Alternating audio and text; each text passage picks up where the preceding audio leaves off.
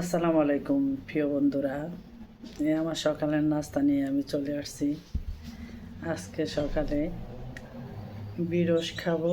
এটা হলো বিস্তাক্কি। বিস্তাক্কি এই বিরস আমার খুবই পছন্দ। তো বিরস খাবো। আর এখানে চা বানাইছি। আর আমি পানি খাই কি দিয়ে দেখেন আপনারা। দেশ থেকে অনেক বড় একটা জগ নিয়ে আসছি। এই স্টিলের জগে করে আমি সবসময় পানি খাই। আমি রেহানা রাখির মতো। তো চলুন, ফিরোজটা কেমন লাগে সবাই মিলে খেয়ে দেখি।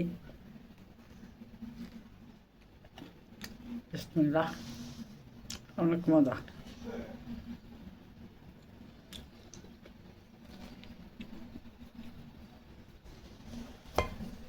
অনেক ভালো লাগলো।